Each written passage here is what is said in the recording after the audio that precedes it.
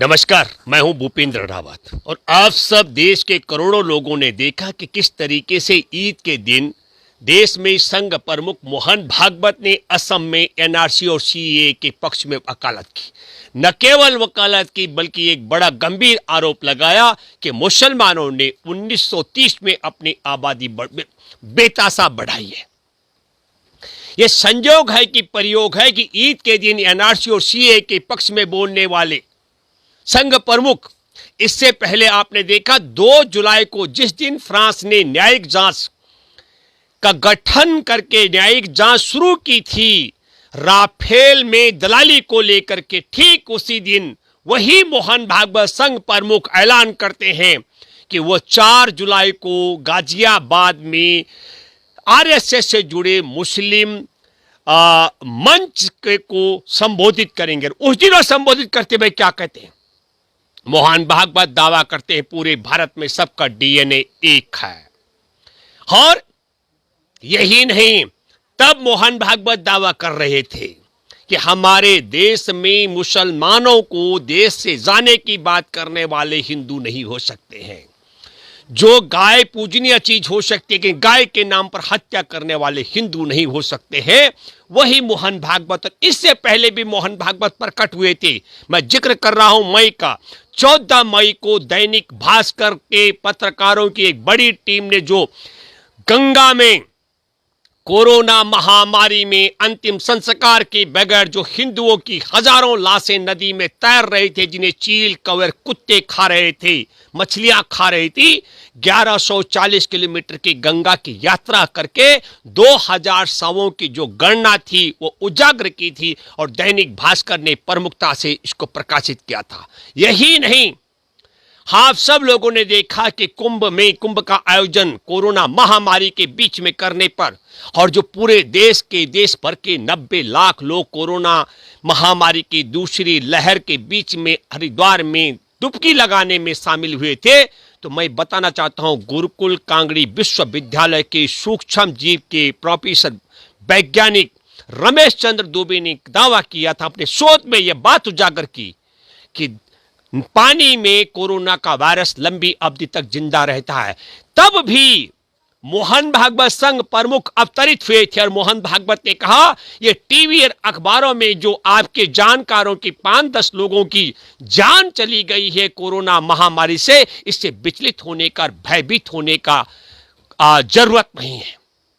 लेकिन मैं आप सब लोगों से इन सब 3 चीजों पर बात करना चाहता हूं। एनआरसी को लेकर के, नेशनल रजिस्टर ऑफ सिटीजन को लेकर के, असम में सुप्रीम कोर्ट के आदेश के बाद जब एनआरसी हुई, इस पर 1650 करोड़ रुपए खर्च आया और 1650 करोड़ रुपए खर्च आया 3 करोड़ 50 लाख लोगों की एनआरसी कराने पर।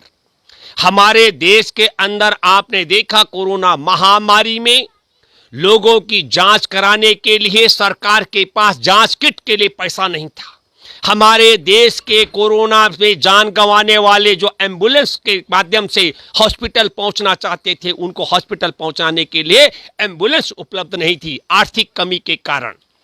आपने देखा कि हॉस्पिटलों में दवा नहीं मिल पा रही थी, कोरोना मरीजों को बेड नहीं मिल पा रहे थे निर्धनता के कारण। देश में सरकार गरीब है और हॉस्पिटल में बेड पर दवा नहीं मिल पा रही थी और ऑक्सीजन नसीब नहीं हो पा रहा था। बगैर ऑक्सीजन के, बगैर उपचार के, बगैर दवा के, एम्बुलेंस के इंतजार में और बगैर जांच के देश में लाखों लाख लोगों की जान चली गई।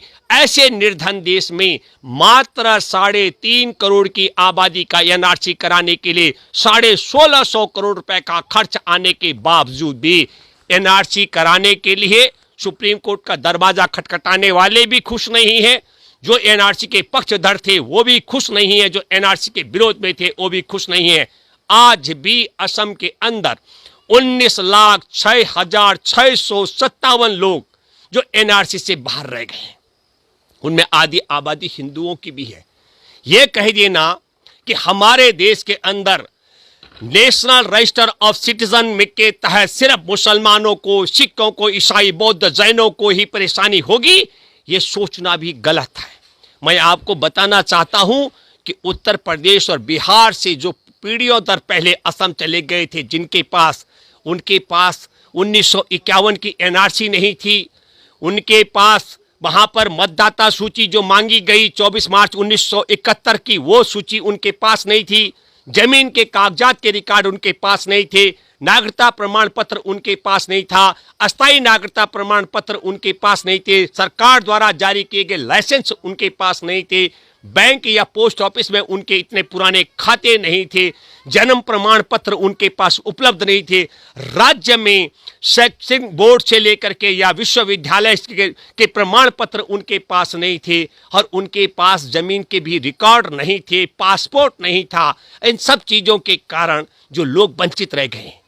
मैं आपके माध्यम से एक बात कहना चाहता हूं आरएसएस के मुखिया मोहन भागवत को, क्योंकि संघ परिवार की सरकार देश के अंदर है, जैसा चाहे देश को उस तरीके से हाँक रही है, चला रही है।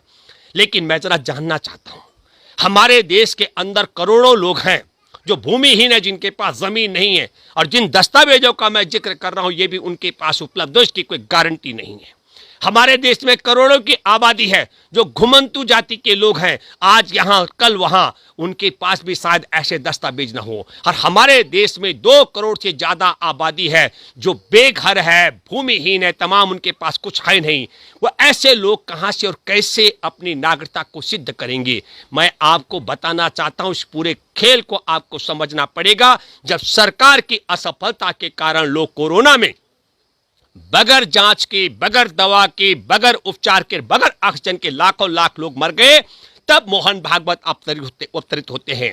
जब हमारे देश में फ्रांस के साथ राफेल सौदे की दलाली को लेकर के न्यायिक जांच की बात उजागर होती है, फ्रांस सरकार न्यायिक जांच का गठन कर देती है, तब मोहन भागवत उजागर होते हैं।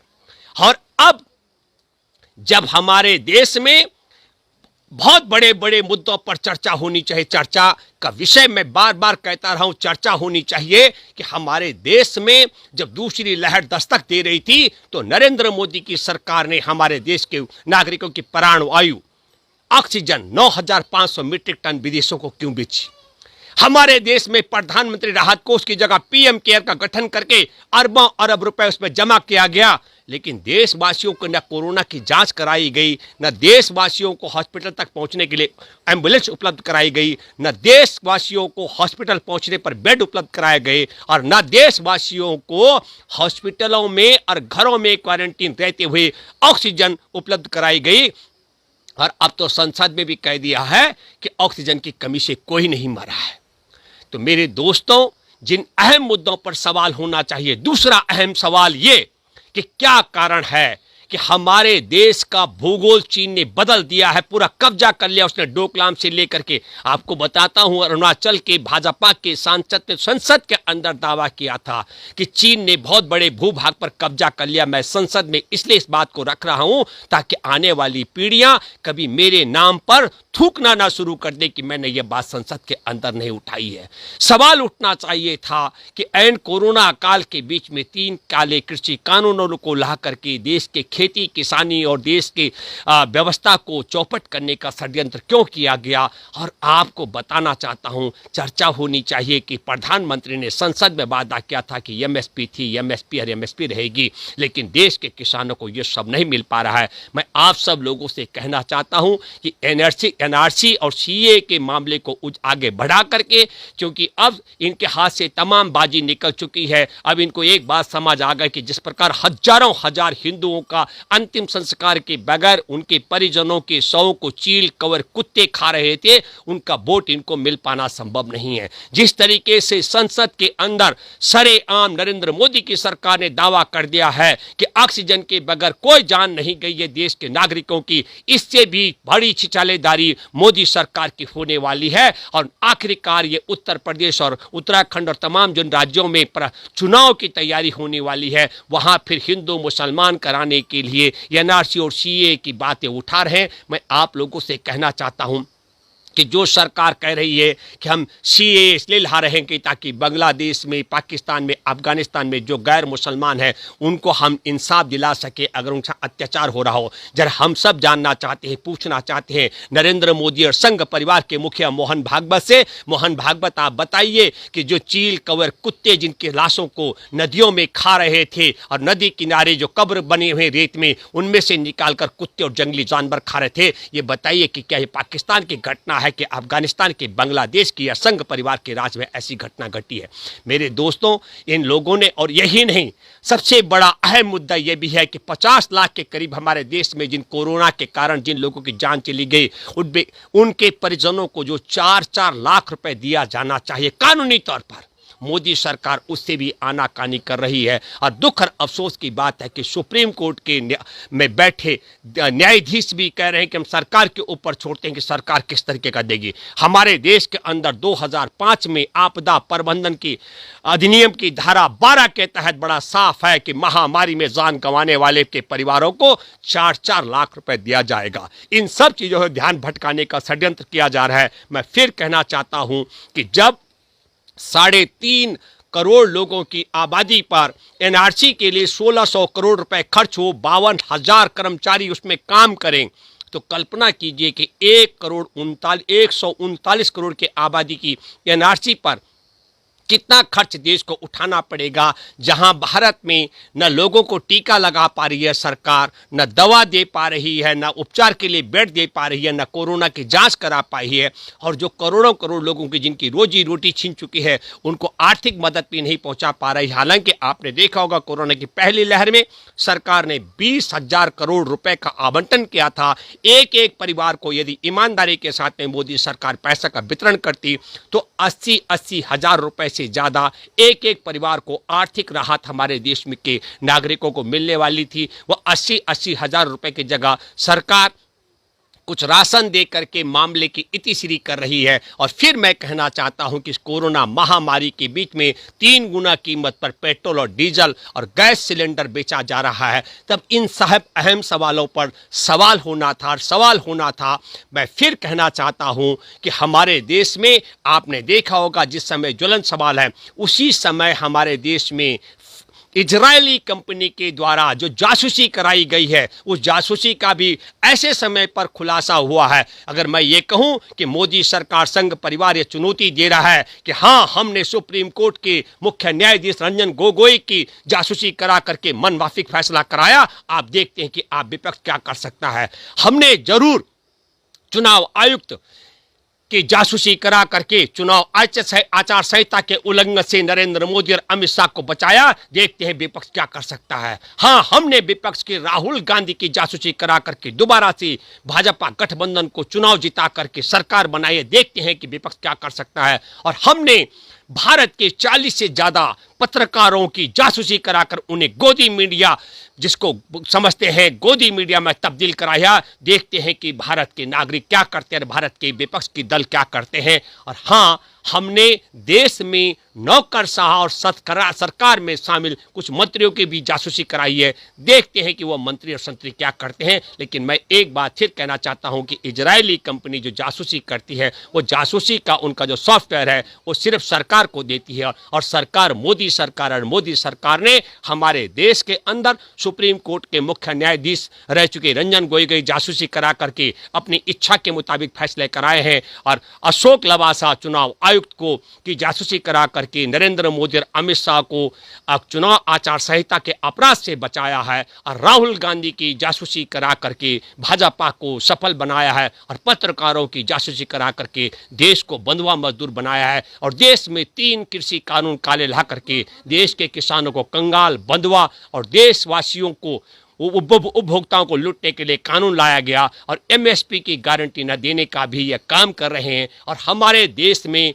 कोरोना महामारी से देश को बचाने के बजाय कोरोना फैलाने का भी षड्यंत्र मोदी सरकार संघ परिवार ने किया है। इन सब लोगों को, इन सब बातों को आप जानते हैं वो किस तरीके से। मैं फिर कहना चाहता हूँ एक बार कि 30 जनवरी 2020 को एक ही मामला भारत में था। यह नालायक सरकार तब देश को कोरोना महामारी से फैलने से नहीं बचा पाई है। अब तो देश में लाखों लाख मामले हैं, 50 लाख से ज़्यादा लोगों की जान जा चुकी है। अब तो ऊपर वाले के भरोसे है कि देश से कोरोना कैसे खत्म होगा, इसमें आपकी अधिक भूमिका रहती है। इस नालायक सरकार से उम्मीद करना व्यर्थ है। मैं फिर कहना चाहता हूं कि एनआरसी पर अकेले असम में 3.5 करोड़ की आबादी पर 1600 करोड़ से ज़्यादा का खर्च आया है पूरे देश भर की एनआरसी कराने पर, और इसमें 10,000 से ज़्यादा लोगों की जान चली गई। और परेशानी हिंदू, मुसलमान, सिख, ईसाई, बौद्ध, जैन, पारसी सबको आनी है। और सबसे बड़ी परेशानी हमारे देश के भूमिहीनों को, हमारे देश के घुमंतु जाति के और हमारे देश के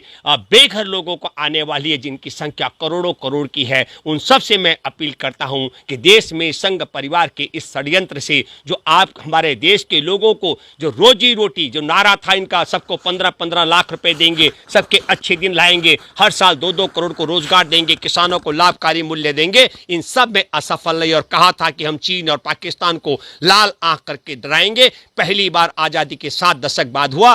पाकिस्तान ऑक्युपाई कश्मीर, जो उसने हमारा हिस्सा कब्जा कर रखा है, उसको राज्य का दर्जा दे दिया है। और हमारे देश का रक्षा मंत्री सड़क का उद्घाटन करने के लिए जाते हैं राजनाथ सिंह अरुणाचल में, और वहां पर्दा लगा देते हैं, बताते हैं हम आसाम में गए। ये इतनी कायर सरकार है कि अरुणाचल में सड़क का उद्घाटन करने पर भी असम बताती हो। और जो कोरोना महामारी में ऑक्सीजन के बगैर लोग मर गए उसमें ना बोलती हो, और जो हमारे देश में आपदा प्रबंधन अधिनियम धारा 12 के तहत 4-4 लाख रुपए देने का प्रावधान है, उससे ना करती हो। और जिस एनआरसी से पूरा असम बर्बाद हो गया, उस एनआरसी को पूरे देश में लागू करने की बात करती हो, और षड्यंत्र के तहत हिंदू और मुसलमान बनाने का खेल करती हो। इससे हम और आप सबको सचेत रहना पड़ेगा। जय हिंद, जय जवान, जय किसान।